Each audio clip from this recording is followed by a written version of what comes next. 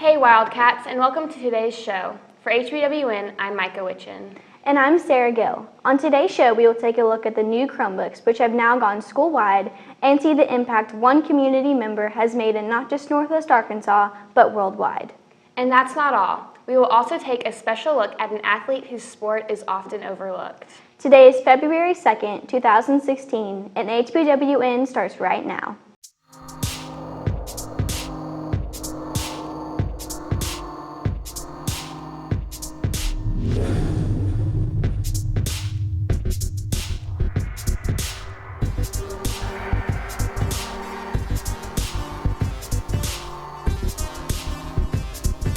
Harbor High has been enduring many changes this year. One of the more recent changes being the release of a Chromebook to each and every student. The idea behind this is far more than what meets the eye. Here's the story. The 2014-2015 school year, Harbor High School was honored with the Race to the Top grant, which part of its plan was one-on-one technology with every single student in the Springdale School District. Many students were questioning whether this technology affected them, and just last week, students found out what one-on-one technology meant. It will offer them a consistent source for finding related material. You don't normally get that necessarily from textbooks. There are some references to other sources of information in a given subject, but with this, obviously with the technology in hand, they have the ability to reach those sources a lot quicker, a lot more consistent, and to be able to keep track of those sources. I think that with the students having access to the Chromebook essentially 24/7, they have the ability to carry on and the maintenance factor comes into play, but they can also take care of assignments on a regular basis rather than having to kind of piece them together for each class period. As a part of the initiative, every student will be granted a Chromebook for the duration of their high school career. And the impact has not only rocketed Harbor High School into model status, but taken education into a whole new level. I think it's better to take them home because you can have more access at home for kids that don't have computers, or say that they don't have the access to do it at home. There's always places to go. There's always they're able to finish their work and to be on time and schedule. And there's not an excuse to not get your work done. I'm looking forward to using the Chromebook in class and also at home. Last night I did a lot of work on it, and it helped me raise my grade up a little bit, and it's going to help me raise my GPA. Part of the reasoning behind issuing the students Chromebooks is that the learning does not stop at 4 o'clock. They can continue to learn on their own way beyond school hours. Chromebooks are allowing us to go to a 24/7 learning opportunity. So students who cannot be here for whatever variety of reasons they have, illness, clubs and organizations, trips that they're on, they can now access the information in real time with what other students are getting in that class at that time. Whether it's to raise your GPA, catch up on work, or just stay ahead in class, Chromebooks are the key to success. For HBWN, I'm Jessica Squires. Be sure to take good care of your Chromebooks, Wildcats, and remember it's a privilege to have one. In other news, Crystal Bridges is a local museum, but it is sparking interest in people from all over the world. The increasing amount of tourism because of Crystal Bridges is helping Northwest Arkansas continue to grow. The museum is an invaluable resource for our community. Here's what we found. Art, history, culture, music, community. With such vast resources located here in Northwest Arkansas, one community member made it a point to bring the rest of the world into our own backyard by creating the world-renowned Crystal Bridges. Well, it really exists mainly because of our founder, Alice Walton. And Miss Walton developed in her youth a real interest in seeing the outside and seeing art. And so from that, she started purchasing artwork and reading and self-discovering, like, what does art do and how does it tell and better our lives? And then in 2005, she had this moment where she thought, okay, I have this incredible grouping of all of these artworks, and they've really changed my life in a positive way. And so she wanted to be able to share that with people. And so she started thinking about making a museum, and what does that mean? What does that look like? And naturally she kind of leaned towards like where her home roots were.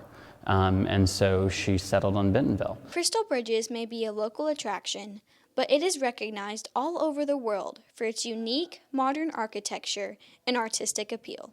But it's an idea that we're not founded in this history, like this traditional way of being a museum. We're innovative. We want people to be able to push boundaries and ask questions and test ideas. I mean, that opens the doors for people who maybe thought that there were walls or boundaries around art or around museums. We try to dissolve those boundaries so that everyone knows that they deserve to be here. I'm actually in from New York, and I just wanted to stop by and see what Crystal Bridges had to offer. I think the sculptures of the man in the chair, that was a very impressive sculpture. The layout of the water and just the trees and the openness. It's been a very enjoyable experience today. Northwest Arkansas's quickly rising prosperity is due in large part to Crystal Bridges, with one of its main founding pillars of giving back. One of the major things that Ms. Walton really wanted to accomplish with this museum was being able to have a community center, have a place where people felt comfortable to be who they are and to ask questions that they may have felt uncomfortable about or not known the answers to, or be inspired to look at their world in a new way. I think the future is limitless. It really kind of comes out of what's the response we're getting from our community. What are they needing that we can't provide, or what would they be interested in seeing or learning about? This place says that Bentonville and the Ozarks and art and all the people here deserve this. If everybody else is doing it one way, there's a good chance that you can find your niche by going in exactly the opposite direction. A quote by Sam Walton, and Crystal Bridges did just that, bringing high-class art and culture to the backwoods of Arkansas. And what lies ahead in the future? You'll just have to find out for yourself. For HBWN, I'm Sarah Gill. If you're looking for a fun place to hang out with friends, a place to expand your knowledge of art, or even a new place to walk on trails and experience Mother Nature, check out Crystal Bridges. We are going to take a quick commercial break, but stay tuned because when we come back, we will take a look at one athlete whose skills have gotten him recognition from across the nation. HBWN will be right back. 140,000 students claim that they are physically abused at school. 3.2 billion kids are bullied each day. 90% of students from 4th to 10th grade claim that they've been bullied. Only you can prevent bullying. Hi, Travis Sherman here with a fantastic new product. Are you tired of shaky shots, footage that looks like the B-cam operator from Saving Private Ryan? Boy, do we have a product for you. Introducing this revolutionary new product, the tripod. The 3 keys to success are great talent, great work ethic, great hair, and tripods. Before I came to Drury University, my life was as shaky as my shots, but now I'm stable. Discover your Drury life with the tripod. A lot of people say that the arts aren't really a career, but in my opinion, ACDC has taught me that they are. You can really explore your creative side, and a lot of the other houses don't really have that. ACDC is full of talent, and if someone wants to use their creativity, if someone wants to go into the arts industry, then this house can really provide you with the opportunities that you need. I love acting, singing, and film, so it's really a great place to nurture those skills. I feel like ACDC is different because with so many teachers encouraging students to embrace their creativity, it just gives this house so much more originality than other houses. You have teachers that are all interested in like the same fields of study that you are into, and then they also have the experience to help you get further in what you want to do. This house has really taught me to follow my passion, with so many guest speakers talking about their story and about how they followed their dreams and had success. It just really inspires me to follow my dreams and to hopefully have success. ACDC is a house that connects classes to real-world applications. Whether you're interested in EASE, TV production, graphic design, journalism, art, theater, or the musical arts, we give students the opportunity for a solid foundation to succeed in post-secondary education or a career in the creative arts.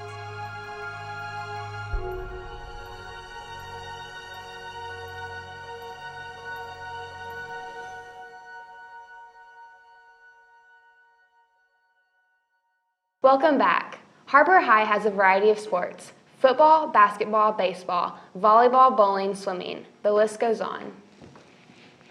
Zach McWhorter is a pole vaulter and has worked his way up to being first place nationally in his age division. Let's take a look. Football, basketball, baseball, all recognizable sports. But one of the more technical and overlooked sports is pole vaulting.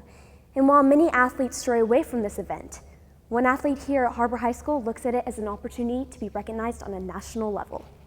Zach, since he started pole vaulting in 7th grade, has spent every day of his life studying video, working out, practicing.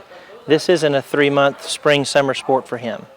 Literally from the day he did it, he's been working year-round. So I didn't realize I had a future, maybe till 9th grade when I jumped 14.6. But just like all little kids, they always want to do professional sports like NBA or NFL. So it's kind of like something you want to do, but you don't actually realize you might not be that good. Very rarely do you see an athlete with his father as both his coach and right-hand man. But while they fought quite a bit, they were both able to bond. Coach and athlete, father and son. I mean, it's good. There's a lot of elite pole vaulters that have their dads as their coach, and it's also convenient when you have a pull-up pit in your front yard and you guys can just walk down the driveway and vault. But I mean, it's nice and it's not so nice. Those who watched us in 7th and 8th grade know that we fought like cats and dogs. It was not a good father-coach-son relationship.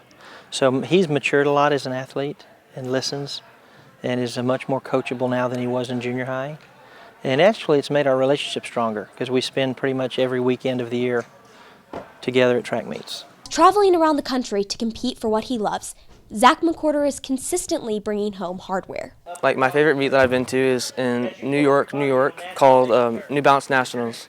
And that happens every year in the beginning of March, and it's an indoor meet. I've been down at Austin, Texas to the Texas Relays, and you got a crowd of 20,000 standing right there watching. A lot of people think pole vaulting is all upper body strength, but really it's your whole core, your midsection, because you got to be able to get upside down. With an amazing start to his career and a bright future, Zach is excited to move forward and keep improving.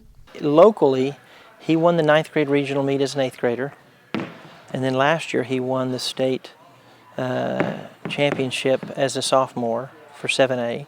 But probably his biggest accomplishment is he won the national championship this summer in Chicago. So he won the 16-year-old division of the USATF National Championship. Zach wants to jump 17 this year, which would set a state record at in the top 2 or 3 nationally. But his goal is to jump 18 feet as a high schooler. As an athlete with a future, Zach McWhorter is constantly setting new goals for himself in order to improve upon his skills. With a determined mindset and passion for the sport, he is on his way to success. Be sure to look out for Zach McWhorter. For WCSN, I'm Ashlyn Grace Brothers. Be sure to come out and support all of our Wildcat sports teams. You might just find a new favorite. That's all the time we have for this show. Don't forget to tune in next week for our Valentine's Day special. Remember, you can tune in to our sister station, WCSN. It airs on the Springdale Public Schools YouTube channel before every Wildcat game. We are also broadcasting on Channel 219 on Cox Cable. For HPWN, I'm Sarah Gill. And I'm Micah Witchen. We'll see you next week.